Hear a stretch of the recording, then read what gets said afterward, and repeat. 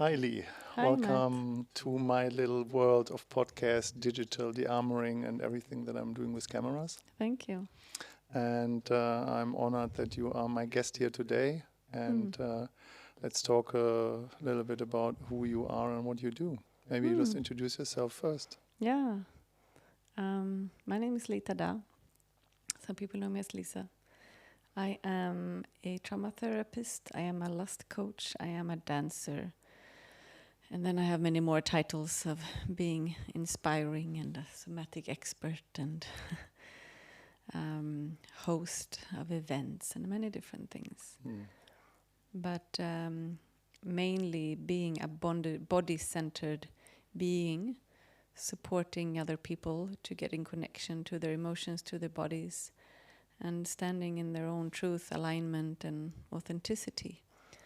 And that includes not only the boring way, it also includes, being expressive when you're dancing, or playful, or sexually, or in whatever way that is, authentic for you.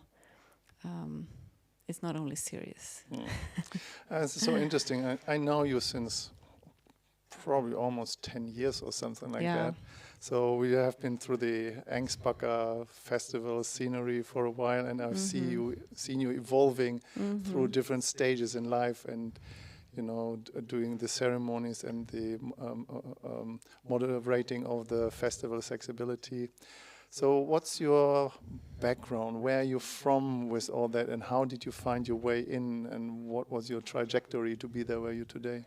Yeah, I think that's a very interesting question, because it's so easy to believe that when we found one way or one thing, like this is my thing. And I think we are promoted to believe that. It's like tennis is my thing. Now I need to become a professional tennis player. That we have one passion or we have one direction. And quite early it became clear to me that every few years my direction would change. And if I hadn't listened to that change of direction, I would never have arrived where I'm supposed to arrive or where I am today. So to answer your question on where it started and which different directions, very quick pinpoints, I would say I was an exchange student in Brazil when I was 18. And before that, I wanted to become a designer. But then I came home and I'm like, no, I want to be with people. I cannot be a designer sitting in my office. I need to be in the world. I need to study political science and work at the UN.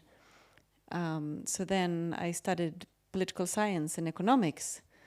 And then through that, I went to Mozambique. And I was like, I don't want to sit in an office and create plans for other people, what they should be doing and counting, numbers and writing reports. I want to be among people, and that's where I'm dancing.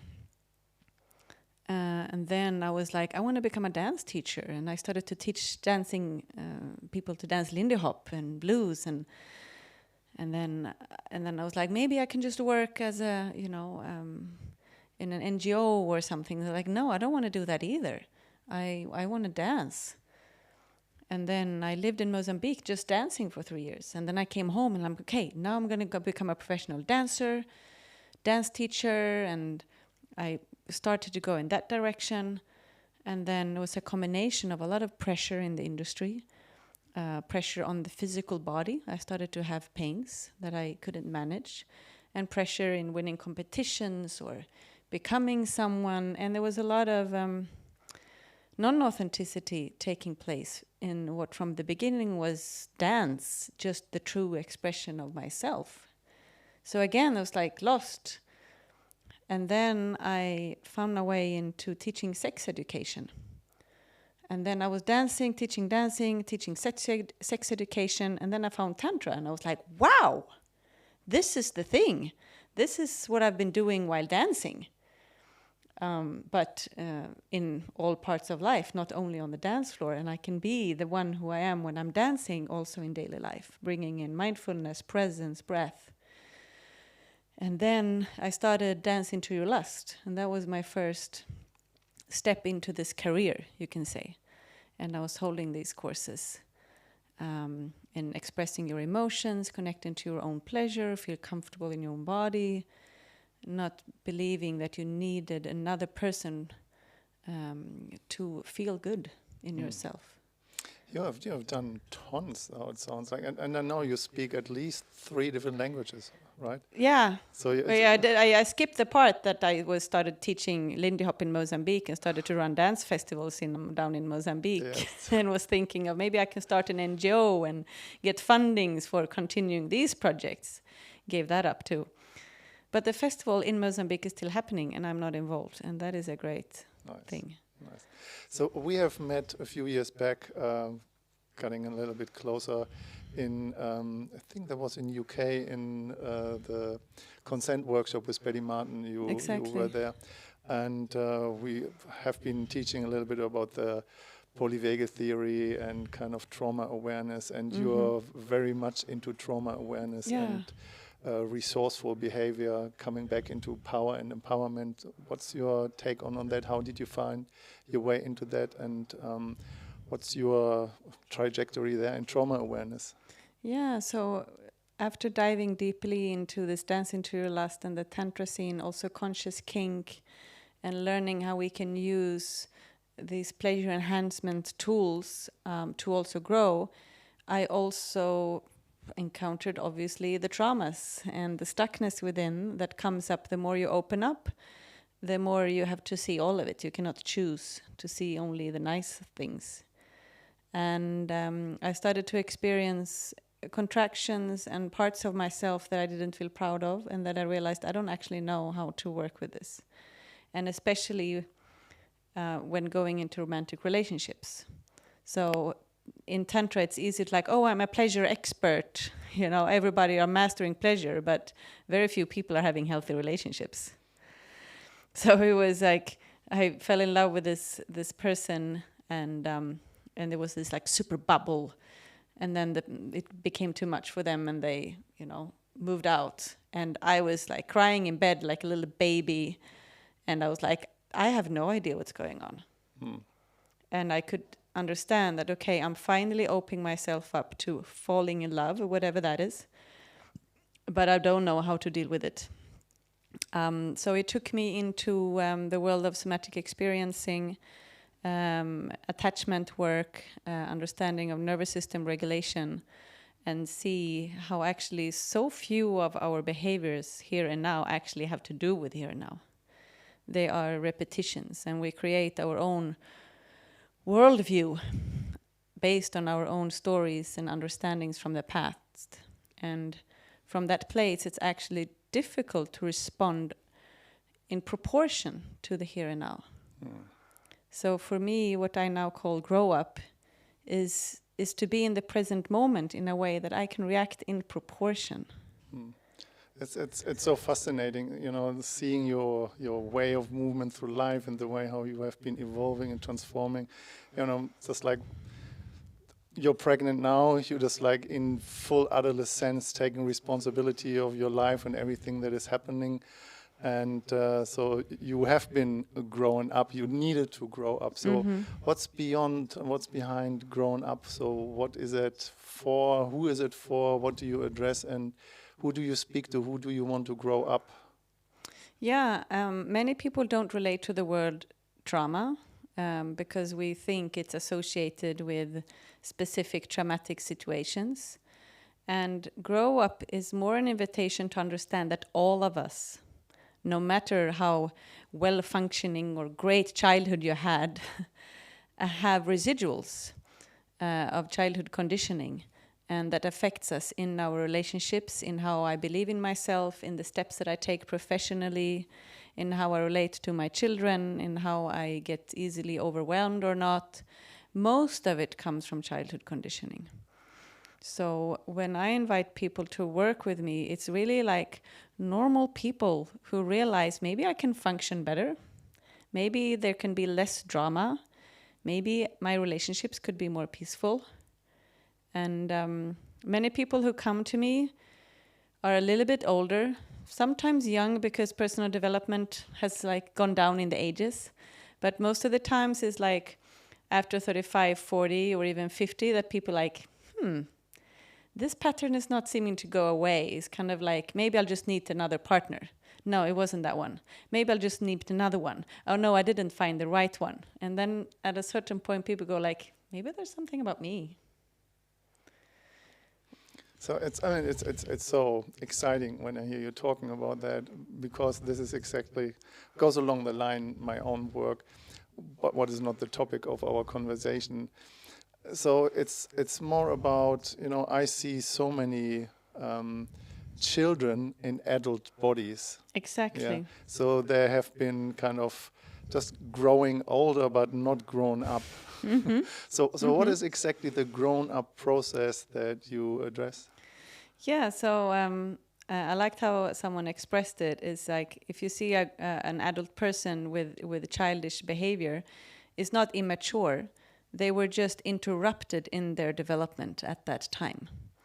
So this repetition of what we could say like childhood behavior in an adult body is because something wasn't resolved at the time. So when we do resolve it, we get a discharge, something I can talk about it more, the whole process of it. But in the nervous system, there are tensions that belong to the past and not here and now. So say we are sitting here and then somebody's passing by. Okay, that's nothing. It doesn't matter. I can just focus on you. But if I have an association with like I'll be judged or somebody's come here and interrupt me, that thought came from somewhere where my autonomous nervous system, I say that loudly because it's autonomous, because it's automatic, okay? I didn't control it, that trigger that made me start to feel anxious in this moment. And that will limit me to be able to be present. Because this person is pressing by and it triggers that thought, and now I'm not good enough here, or this one is interrupting and I get triggered and angry. And all of those things create so much drama. Mm-hmm. And when we manage to kind of let them drop off, there is an essence of softness or of presence that most people can feel around. Mm. When I say this to you, do you have, if I ask you to think of a person that you feel like grounded and like centered and in proportion to the present moment, do you feel like you've met some of those people sometime? Yeah, I know, and it really strongly resonate in myself. Kind of, I want to spend time and around those people, present right? moment with those people. Yeah. So if we sit here and we just think of those people, and just notice what happens within our bodies. It's just relaxing and connecting. It's just ease and simple. And in the best of worlds, all parents should have this capacity to be that for their children, so that they could help regulate all anxiety and worries, and because children don't go through actually dangerous things. But when a child doesn't get fed, or there's no milk in the boobie, or mommy is not there, it is experienced on the inside as a real threat, like I'm gonna die. And it's hard to grasp how much fear we actually have stored in from those beliefs that maybe I'm dying now. So when people go into their anxious bubbles, depression, there's nobody here, I'm alone in the world, nobody cares for me, why, there's no point, that's not adult thoughts. Mm-hmm. So it comes from a helplessness state when that was true. Yeah. From a trauma. When you're working with people one-on-one or in groups or in festivals, so what's the age group you're working with, or do you work with a certain group of people? Is it age limited? Can everybody do that? And what's your experience of people coming to you? I would say when it comes to the work in its essence of somatic work, of nervous system regulation, it applies to all bodies and all ages. And people get surprised. They want to put themselves in boxes because it feels more safe. But when it comes to this work, it can be applied to anyone because our bodies are working the same. So even if I have different diagnoses or different things, the body wants to heal itself. And the somatic work is helping you to reattune to the part of you that is turning towards the adult self, or towards light, or towards truth, and not being stuck in impossibility, in collapse, in I'm not enough, or whatever that is. I like this sentence from Somatic Experiencing from Peter Levine, just like trauma is not a death or life sentence. It's just, and we need trauma to evolve and literally come into other sense. But just without giving all the secrets away, but how do you do that? What can people expect when they come to you? So I believe that many people come to me because they are ready to receive answers, and they're ready to go to places where they cannot go themselves. So just to finish with your question before, who comes to me, so the tools are applicable to anyone. But personally, I work with more people who are quite, you could say, high functioning, and have done quite a lot of work, and they're getting stuck, and they know there is a next step, but they can't really see it. I am a quite direct person, so I just suits better people who can take my directness, put it that way. So somebody who have a higher level of traumas, before you can take truth, you actually need regulation, which is a bit tricky for people to understand. But a child, for example, cannot take in the truth that mommy will die one day. If you tell them, try to explain it too early, it will just create fear. So new beliefs, new understanding actually triggers the nervous system in the same way as fear. So if somebody comes in who is highly traumatized and have codependency patterns, and I can see where many of these things come from, but they're not aware themselves, I cannot just say that. It will be insulting. It can feel insulting, and trigger too much. And I want to work with people who are ready to receive that. And I'm not going to say, if I have other people, I will put it at their level, but it's not where I serve my best purpose. So it's when I work with people, it's really about working with the here and now. It's not about going through your whole history, but you can come to me and you say, hey, yesterday I got a text from my ex, and I noticed an immediate interaction, and I can understand that this is not resolved. So we have something more specific here and now. We're not digging for things that are not necessary to dig for. So then when we go into that emotion somatically, then the body will tell us things.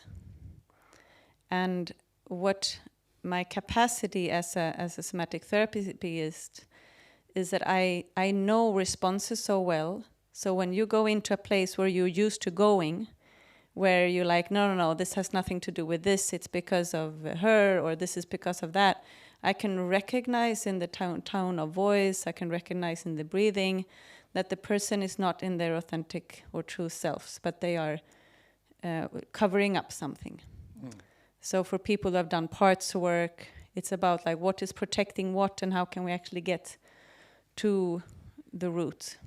So you literally dissect, assess where people are neurologically, emotionally, physically, and then you deliver radical truth, authentic with love, I imagine. So I guess you have seen a few hundred people, if not thousands, over the last years working in the field. What are the kind of few highlight ahas, seeing some people changing and making that switch into, I don't know, the grown up, when they have been grown up, what's the benefit that is get out of it? I'll just take a couple of examples because I held a retreat to this weekend that just came up right there. So the last day, there was a man in your age around, and we did a last sharing, and he said, thank you for being so grown up and taking care of yourself, because it really helps me to be myself and knowing that I don't have to take care of you. And when he said that, he got vulnerable. And then there, in that moment, because of my experience, I could sense that this comments come from a wound somewhere. So I said, is it the case that when you were small, you had to take care of someone? And he said, yeah, my mom got sick when I was 5. And then he starts to cry. So he can only relax if people are acting like grown-ups. Because if they're not, he believes that it's his responsibility to take care of them. And something was released in that moment. And then, in that place, it's easy to want to go into the child who wants to cry. So this is something I work with a lot. There's a difference between transformation of trauma and emotional release. So one thing is to go into the emotional release, cry like a baby. But if you cry like a baby, there is a big chance that you feel abandoned because there's nobody there. You are repeating the memory of feeling left alone like a child. And there might not be any healing of the trauma. There might be even reenactment. So when he wanted to go into the child and hide and cry, I say, can you stay? And I say, who here gives you support by looking at them? And he chose another man at his own age. And then instead of becoming a child crying, the tears were just softly, going down his eyes, his cheeks. And then he's like, yeah. And everybody could see. And I said to the group, do you see that he grew up now? And you can see literally on the facial expression when a person is like stepping into their real age, as opposed to when a 50-year-old person is behaving like a 5-year-old. You can see it. Yeah, so sweet. I guess there are many, many people have still this unfulfilled need to be a grown-up, even if they are on the, birth certificate in the age of being supposed to be a grown-up. And I guess this personal development is something that hunts us all down in different age categories where we just develop or don't develop. So grown-up is a lifelong process, I imagine. And so the level of responsibilities that we all carry kind of grows with our age, It does. where we are. So what is it that you offer at the moment? What is it that people can get from you? So you just have trainings, courses, sessions. So what's the portfolio, so to say, how people can actually dive in? What has become my biggest gift at the moment is my Grow Up membership program. I call it GUMP. People need a community to heal these old patterns over time. And it's great to come a retreat. I host retreats, and that's where people can go really deep and create community. But it can be very empty to become home again. Because you're working with your attachments, you're working with that loneliness or the need to pull away from the people that you love or from getting frustrated. And these, they are repetitive. We cannot fix those once and then I've got it. At the same time, you can have very quick shifts when you are supported over time and notice quite a fast growth because you're getting the right mirroring a repetitive amount of times so that you suddenly find that place by yourself. So I have this Grow Up program where we meet once a week on Zoom, and then people also get material with tools that they can use at home, how to work with emotions, how to be more in the body, to be more in the present moment, how to relate to your partner. But then once a week get into this place where you sense, even if it's on Zoom, you can sense that 20 people are coming into their adult. It's like they're being pushed into the midline and the whole room can feel it.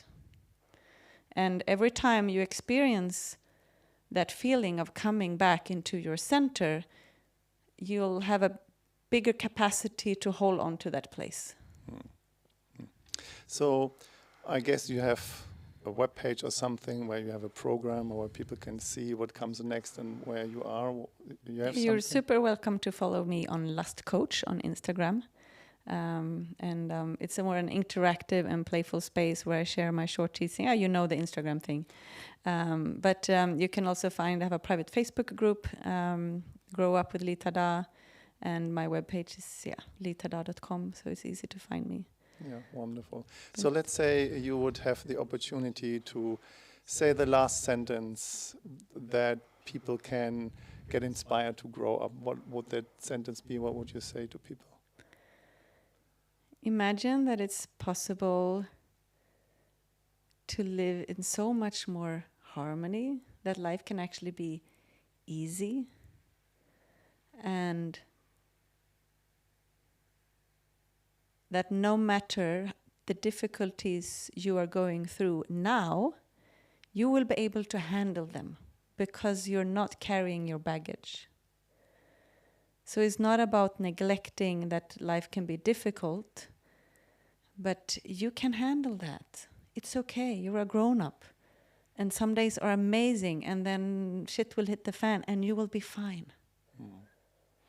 Sounds sweet. Thank you very much for Thank you, Matt. the words that we have, and let's grow up all together. Let's do it. Okay.